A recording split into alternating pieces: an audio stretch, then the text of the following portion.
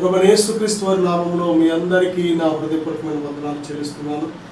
మరి ప్రతిరోజు ఇదే సమయానికి ఇదే ఛానల్లో తప్పనిసరిగా ఆదరణ అనే కార్యక్రమాన్ని వీక్షించండి. దేవుని వాక్యాన్ని వీక్షిస్తున్న మీ అందరినీ ప్రభు బహుగా దీవించునుగాక. ప్రియబిడ్డలారా, ఈరోజు మరొక వర్తమానముగా దేవుడు నిన్ను ప్రేమిస్తున్నాడు అనే అంశం మీద దేవుని వాక్యాన్ని మనం ధ్యానం చేయబోతున్నాం. ప్రియబిడ్డ, వాక్యానికి వెళ్ళే ముందుగా చిన్న ప్రార్థన చేసుకుందాం. దేవుని ఆత్మ సహాయం మనం కోరుకుందాం. పరిశుద్ధుడా, ఘనమైన తండ్రి, మహోన్నతుడా, మాట్లాడే దైవమా, మాతో మాట్లాడండి ప్రభా. వినే చెవి, గ్రహించే హృదయం మా అందరికీ దయచేయండి అయ్యా. మమ్మల్ని మీ స్వాధీనపరచుకో తండ్రి. అయ్యా, ఇప్పుడే పరిశుద్ధాత్మ దేవ మీడియా ద్వారా ఎంతమంది వాక్యాన్ని ఆలకిస్తున్నారో వారందరినీ మీ స్వాధీనపరచుకున్న ఆయన మాతో మాట్లాడమని యేసుక్రీస్తు వారి నామములో అడుగుతున్నాను తండ్రి, ఆమేన్. లూకా సువార్త 7వ అధ్యాయం 36వ వచనం నుంచి 50వ వచనం వరకు మనం చూస్తే, ప్రియబిడ్డలారా, అక్కడ ఒక పాపాత్మురాలు అనే ఒక స్త్రీ అనే వ్రాయబడి ఉంది. ఇక్కడ మరి ముఖ్యంగా ధనవంతుడు ఒక ఆయన ప్రభువైన యేసుక్రీస్తు వారిని తన ఇంటికి భోజనానికి పిలిచినట్లు మనం చూస్తున్నాం. అయితే ఆ యజమాని, ఆ ధనవంతుడు ప్రభువైన యేసుక్రీస్తు వారిని భోజనానికంటూ పిలిచాడు. కానీ ప్రభు రాగానే ఏమాత్రం కూడా కాళ్ళు కడుక్కోమని కానీ, లోపలికి రమ్మని కానీ, లేక చేతులు పట్టుకుని ఏదైనా షేక్ హ్యాండ్ ఇచ్చి మీరు వచ్చినందుకు కృతజ్ఞతలని చెప్పడం కానీ, ఏమాత్రం కూడా అతని వైపు చూసి, ప్రభు వైపు చూసి ఆ ధనవంతుడు ఏమాత్రం ప్రభుని ఇన్వైట్ చేసినట్టు లేదు. భోజనానికంటూ రమ్మని కౌరు పంపాడు. కానీ ప్రభు వచ్చిన తర్వాత అతని యొక్క రెస్పాన్స్ ఎలా ఉందంటే లెక్కలేని తరంగా ఉంది. ప్రేమ లేని వాడిగా ఉన్నాడు. ప్రభుని అందరితో పాటు ఒక సామాన్యమైన మనిషిగా అతను చూశాడు. బిడ్డ, యేసుక్రీస్తు ప్రభు వారిని నువ్వు ఎలాగా ట్రీట్ చేస్తున్నావు? మీ హృదయంలో ప్రభుని చేర్చుకునే విధానం ఎలాగుంది? ప్రభుని అందరిలాగే చాలామంది అవిశ్వాసులు, అన్యులు, దేవునిని ఎరుగని వారు మాట్లాడినట్లు, ప్రవర్తించినట్లు, జీవించినట్లు నీవు కానీ ఉన్నట్లయితే ప్రభుని నీ హృదయంలో లేక నీ జీవితంలోకి చేర్చుకున్నా సరే వ్యర్థమే. ఆయన వల్ల ఎటువంటి ప్రతిఫలం పొందలేం. ఆ ధనవంతుడు ప్రభుని చేర్చుకున్నాడు. కానీ ప్రభు పట్ల ఆయన చూపిన వైఖరి మాత్రం ప్రభుకి అస్సలు నచ్చలేదు. లూకా సువార్త 7వ అధ్యాయం 44వ వచనంలో ఆ స్త్రీ వైపు తిరిగి సీమోనుతో ఇట్లా, నేను ఈ స్త్రీని చూచుచున్నావే, నేను నీ ఇంటిలోనికి రాగా నీవు నా పాదములకు నీళ్ళు ఇయ్యలేదు, కానీ ఈమె తన కన్నీళ్లతో నా పాదములను తడిపి తన తల వెంట్రుకలతో తుడిచెను. నీవు నన్ను ముద్దు పెట్టుకొనలేదు, కానీ నేను లోపలికి వచ్చినప్పటి నుండి ఈమె నా పాదములు ముద్దు పెట్టుకొనటం మానలేదు. నీవు నూనెతో నా తల అంటలేదు, కానీ ఈమె నా పాదములకు అత్తరు పూసెను. ఆమె విస్తారముగా ప్రేమించెను గనుక ఆమె యొక్క విస్తార పాపములు క్షమించబడినని నీతో చెప్పుచున్నాను. ఎవరికి కొంచెముగా క్షమింపబడినో వాడు కొంచెముగా ప్రేమించునని చెప్పి నీ పాపములు క్షమింపబడి ఉన్నవని ఆమెతో అనేను.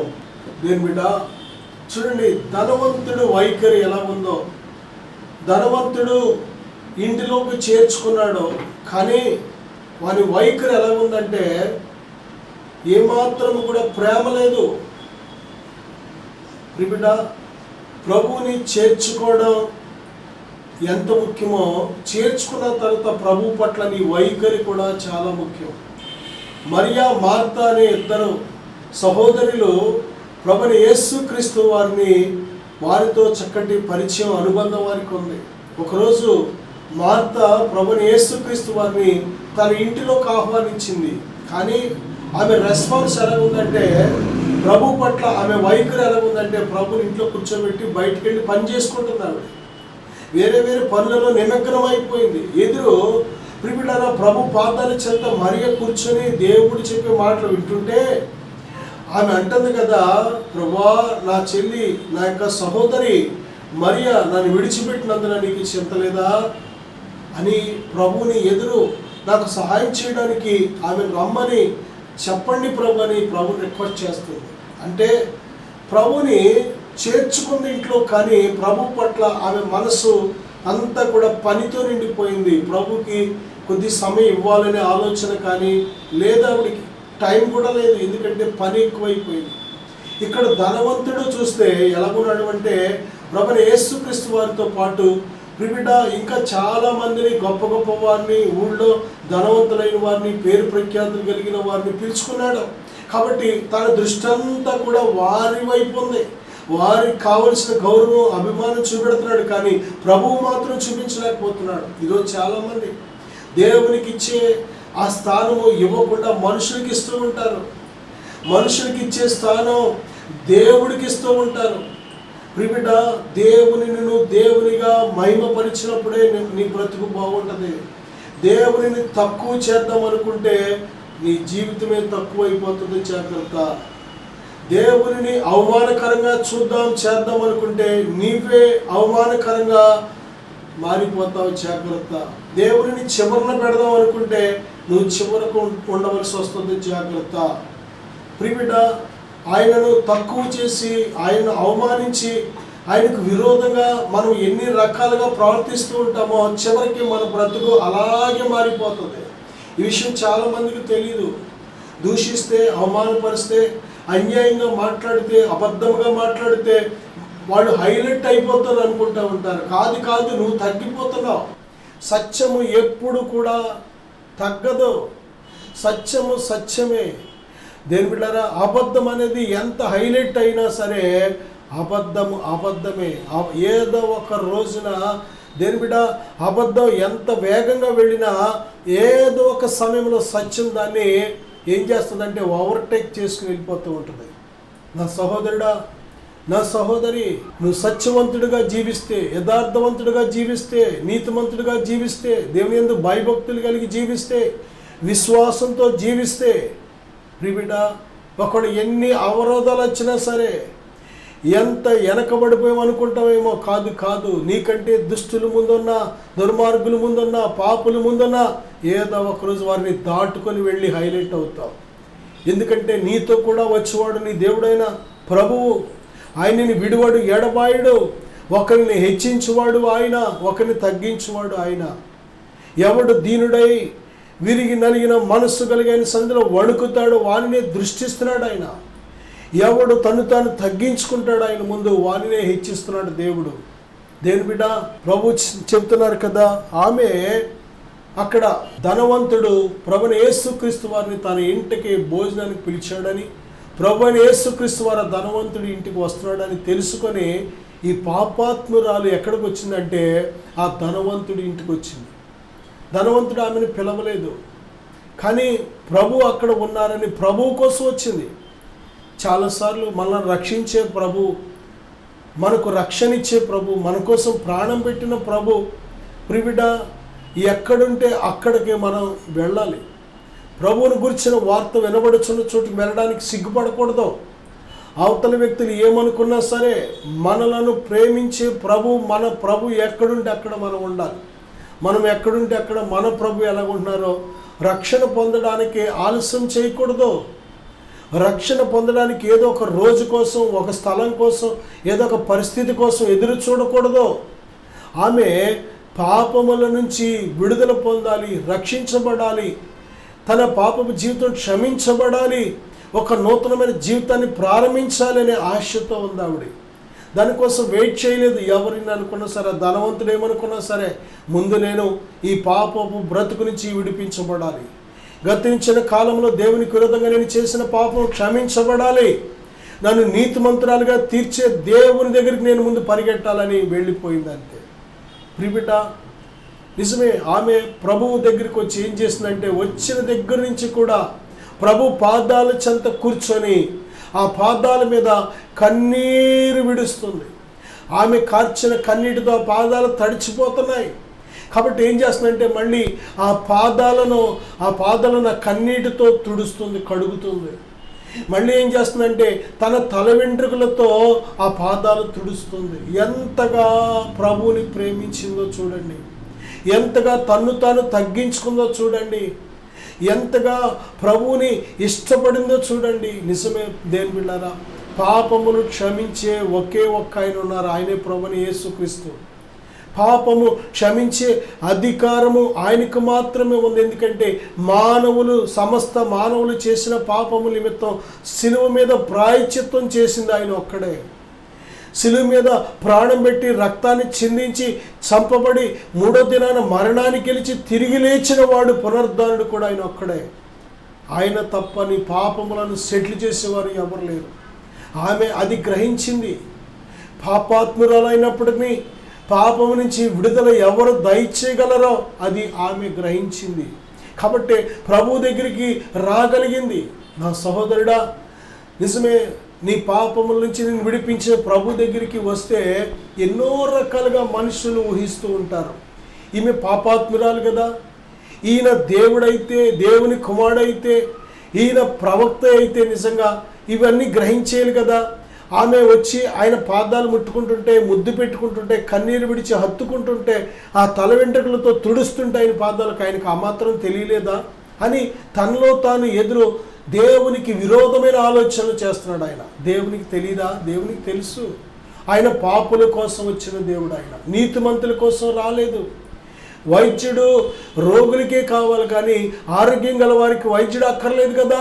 అలాగే నేను పాపులను పిలవచ్చితులు అంటున్నారు ప్రభు. నా సహోదరుడా, సహోదరి, శాశ్వతమైన ప్రేమతో నిన్ను ప్రేమిస్తున్నాడు. నీ పాపం నుంచి నిన్ను విడిపించాలని దేవుడు ఆశపడుతున్నాడు. ఈ రోజున మానవ జీవితానికి నాశనాన్ని తీసుకొచ్చి పెడుతుంది ఎవరంటే పాపమే. మానవుడిని దేవుడు చేసినప్పుడు యథార్థవంతుడిగా చేశాడు, కానీ మానవుడు వివిధమైన తంత్రాలు కల్పించుకొని ఏమయ్యారంటే పాపులుగా మారిపోయారు. దేవుని నమ్మవలసిన దేవుణ్ణి నమ్మక దేని బిడ్డారా, మానవుడు ఎలా మారిపోయాడంటే పాపిగా మారిపోయాడు.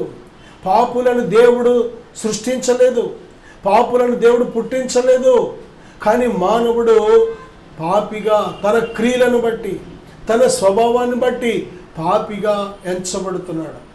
పాపులకు పరలోక రాజ్యంలో చోట్లేదు. పాపులు నరకానికి వెళ్ళాలి. పాపులు సాతానుతో పాటు అగ్నిగుండంలో కాలవలసి ఉంది. దేని బిడ్డ, పాపి దేవునితో సహవాసం చేయలేడు, పాపి నిత్యత్వం పొందలేడు. బిడ్డ, పాపి పరలోక రాజ్యాన్ని స్వతంత్రించుకోలేడు, పాపి నరకాన్ని పాతాళాన్ని తప్పించుకోలేడు.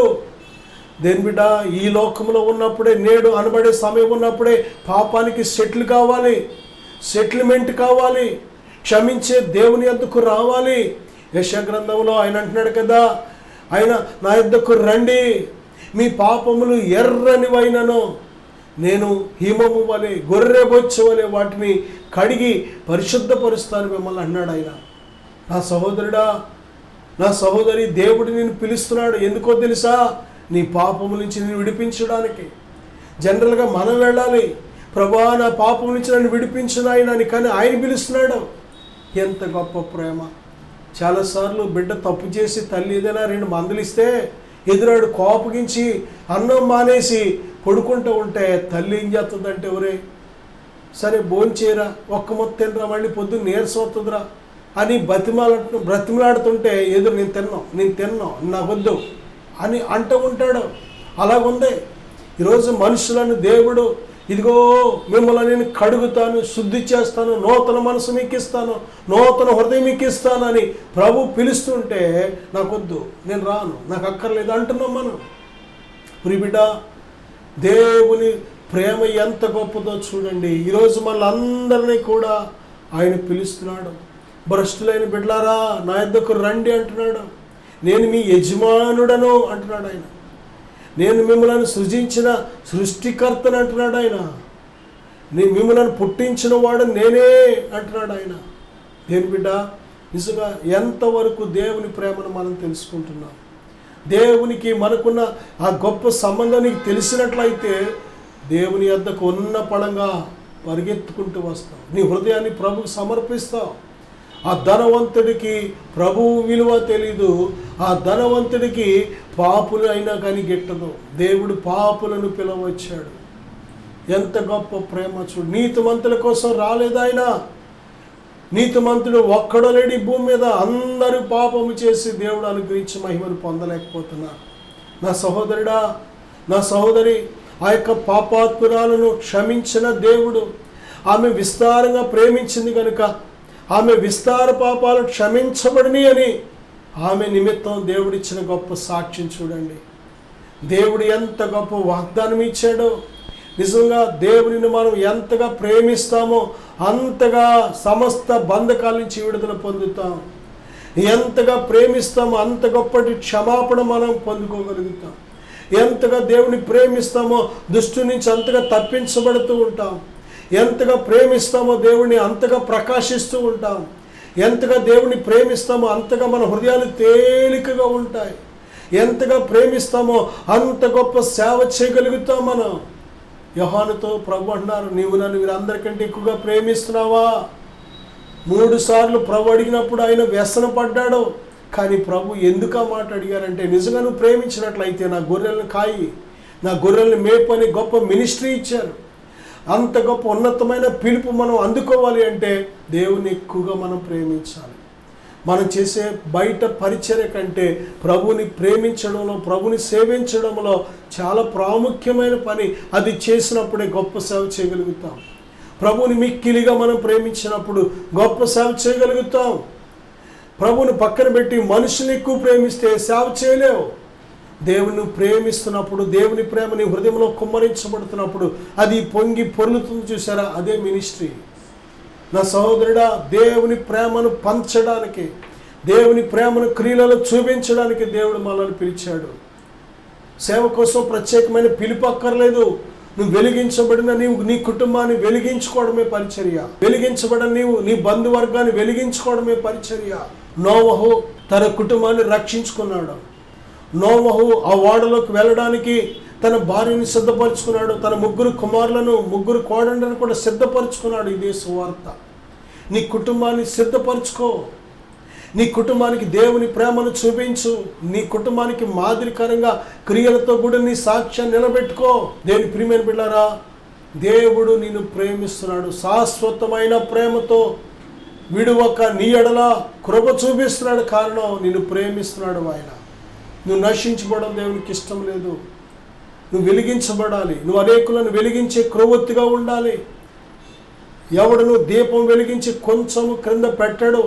మనుషులందరికీ వెలిగించుటకై ఆ యొక్క దీపస్తంభం మీదనే పెట్టిను. కాబట్టి మన జీవితాలు ఎలా ఉండాలి దేవుడు కోరుతున్నాడు అంటే, మన మంచి క్రియలు, మన నీతి క్రియలు, మన పరిశుద్ధ క్రియలు, మన భక్తి క్రియలు అనేకులకు వెలుగునిచ్చే దీపాల వలె ఉండాలి దేవుడు ఆశపడుతున్నాడు. దేని బిడ్డ, విశ్వాసం ఉందని చెబుతున్నాం, కానీ విశ్వాసానికి తగిన క్రియలు మాత్రం మనలో లేకుండా పోతున్నాయి. పరీక్షలు వచ్చినప్పుడు నిలబడలేకపోతున్నాం. శోధన వచ్చినప్పుడు నిలబడట్లేదు చాలామంది. శ్రమ వచ్చినప్పుడు నిలబడట్లేదు, ఎండిపోతున్నారు. ప్రిబిడ, ఆ పాపాత్మురాలైన స్త్రీ ఆ ధనవంతుడిని లెక్క చేయలేదు. వారు ఏమనుకుంటారా అని అక్కడెక్కడ సిగ్గుపడలేదు, మొఖమాట పడలేదు. ఆవిడ తినడానికి రాలేదు, ప్రభు కోసం వచ్చింది. ప్రభు ఇచ్చే క్షమాపణ కోసం వచ్చింది. నా సహోదరుడా, సహోదరి, దేవుడు నిన్ను ఎంతగా ప్రేమిస్తున్నాడో తెలుసా? అంతగా ప్రేమించే దేవుడు నువ్వు ఎలా ప్రేమిస్తున్నావు? దేవుని ప్రేమిస్తున్నానని చెప్పుకుంటూ లోకాన్ని ప్రేమిస్తున్నావా? దేవునిని ప్రేమిస్తున్నానని చెప్పుకుంటూ పాపాన్ని ప్రేమిస్తున్నావా? వేషధారి బ్రతుకు వద్దిక. దేవుణ్ణి ప్రేమిస్తున్నానని చెప్పుకుంటూ శరీర సంబంధమైన క్రియలు ప్రేమిస్తున్నావా? లోక మర్యాదను ప్రేమిస్తున్నావా? లోక ఆచారాన్ని ప్రేమిస్తున్నావా? ఎవడైనాను లోకమును ప్రేమించిన యెడల దేవుని ప్రేమ వానిలో ఉండదో. ఈ లోకము దాని ఆశ గతించిపోతాయి. ఈ లోకము దాని ఆశ గతించిపోతాయి. దేవుని చిత్తమును చేయువాడు నిరంతరము నిలుచును. ప్రిబిడా, దేవుడు నిన్ను శాశ్వతమైన ప్రేమతో ప్రేమిస్తున్నాడు కనుకనే ఆ పాపాత్మురాలు క్షమించని దేవుడు నిన్ను కూడా క్షమించాలని, ఆయనను ప్రేమించే వారిని, దేని మీద ఆయన విశ్వాసం ఉంచిన వారిని ఉచితముగా నీతిమంతులుగా చేయాలని, ఉచితముగా ఆయన యందు విశ్వాసం ఉంచిన వారిని ఉచితముగా ఆయన పిల్లలుగా అంగీకరించాలని దేవుడు ఆశపడుతున్నాడు. ప్రేమించడం అంటే విశ్వసించడం, విశ్వసించడం అంటే ప్రేమించడం. ప్రేమ, విశ్వాసం 2 సమానంగా వెళుతూ ఉంటాయి. దేవుని ఎంతవరకు ప్రేమిస్తావో అంతవరకు విశ్వసించావు అని అర్థం. ఎంతవరకు విశ్వసిస్తున్నావు అంతవరకు ప్రేమిస్తున్నావు అని అర్థం. దేవుని ప్రేమించలేని వాడు దేవుని విశ్వసించలేడు. దేవుని విశ్వసించేవాడు దేవుని ప్రేమిస్తాడు. దేవుని ప్రేమించేవాడు దేవుని విశ్వసిస్తాడు. దేని బిడ్డ, మత్తయి సువార్త 8వ అధ్యాయం 2-3 వచనాలు చూసినట్లయితే, ప్రభుని యేసుక్రీస్తు వారు కొండ మీద ప్రసంగం చాలించి ఆయన దిగి వస్తుండగా ఒక కుష్టి వ్యాధిగ్రస్తుడు వచ్చి అంటున్నాడు కదా, ప్రభువా నీకు ఇష్టమైతే నన్ను శుద్ధుడిగా చేయము, నీకు ఇష్టమైతే నన్ను శుద్ధుడిగా చేయము. దేని బిడ్డలారా, నీకు ఇష్టమైతే. ఎందుకంటే కుష్టి వ్యాధిగ్రస్తులను ఎవ్వరు ఇష్టపడరు. ఆ శరీరానికి ఉన్న ఆ వ్యాధిని బట్టి, ఆ వ్యాధికున్న అందవికారమైన ఆ లక్షణాలను బట్టి, అది అంటువ్యాధి కనుక ఈవెన్ కుటుంబస్తులు, రక్త సంబంధాలు సైతం ఒకరినొకరు ప్రేమించలేరు. దేని బిడ్డ, చాలా అభ్యంతర పడుతూ ఉంటారు. ఎందుకంటే ఆ వ్యాధి లక్షణాలు అటువంటివి. మనుషులు మంచోళ్లే, కానీ ఆ వ్యాధికి ఉన్న లక్షణాలను బట్టి చూడడానికి అందవికారం. రెండోది, అది అంటువ్యాధి కనుక అది వస్తే ఇక లైఫ్ చాలా ఇబ్బందులు, సమస్యలు.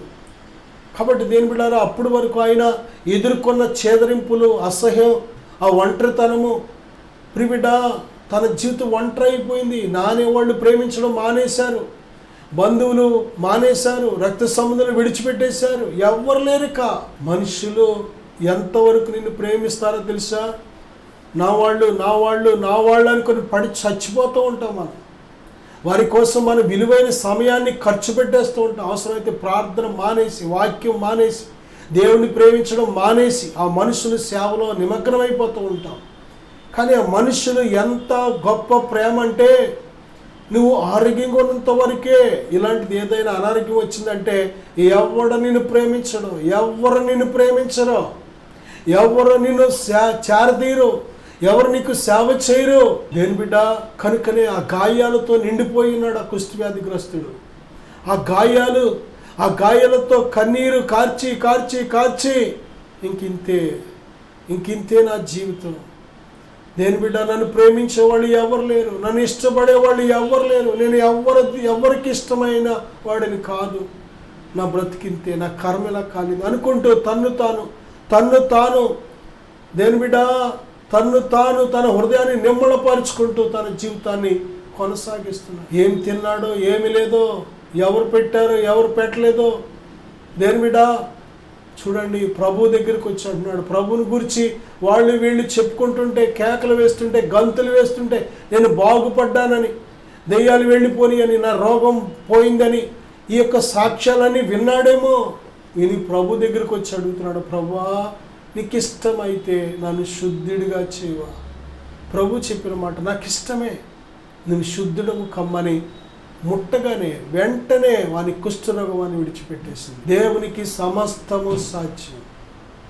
దేవునికి అసాధ్యమైనది ఏమీ లేదు.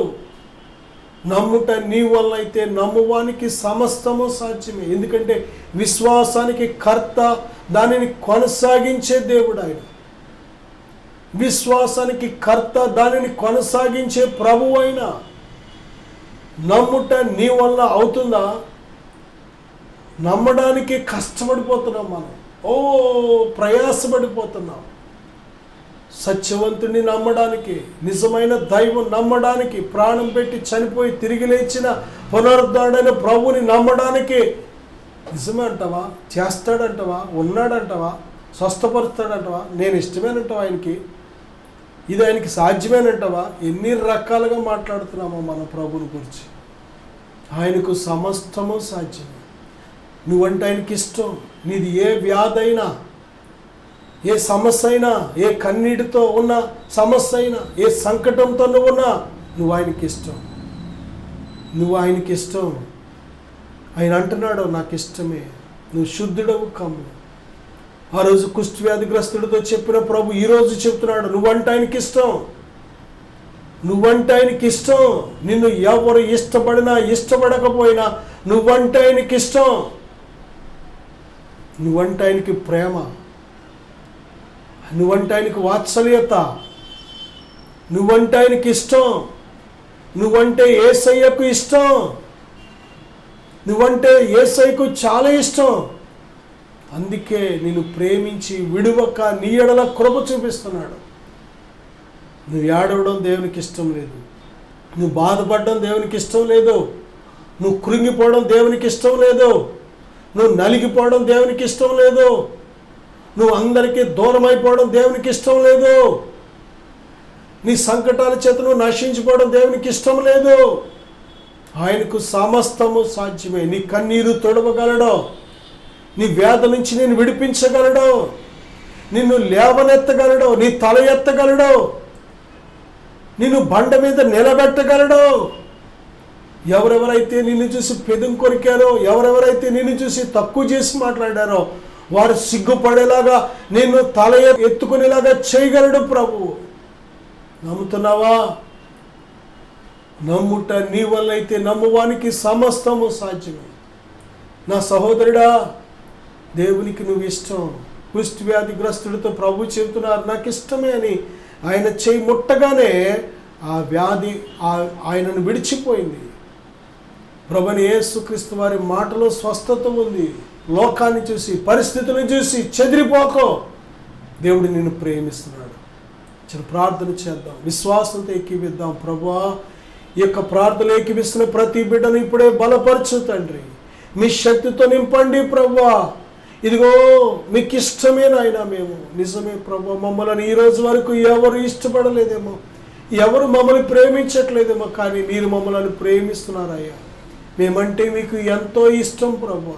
ఇదిగో ఈ ప్రార్థన ఏకీవిస్తున్న బిడ్డలో మీకు ఇష్టము తండ్రి. ఈ భూమి మీద ప్రతి బిడ్డ మీకు ఇష్టము నాయన. కనుకనే ప్రభు సిలువలో రక్తం చిందించావు, ప్రాణం పెట్టావు నాయన. వారి పాపముల నుంచి వారిని విడిపించడానికి, వారి పాపములను కడిగి నీతిమంతులుగా పరిశుద్ధులుగా చేయడానికి తండ్రి ఈ ప్రార్థన ఏకీవిస్తున్న బిడ్డలు ఇప్పుడే కడగండి, నీతిమంతులుగా చేయనాయన. మీ రక్తంతో కడగండి ప్రభువా. మీ బిడ్డలుగా అంగీకరించమని యేసు నామములో ప్రార్థిస్తున్నాను తండ్రి. ఆమేన్. God bless.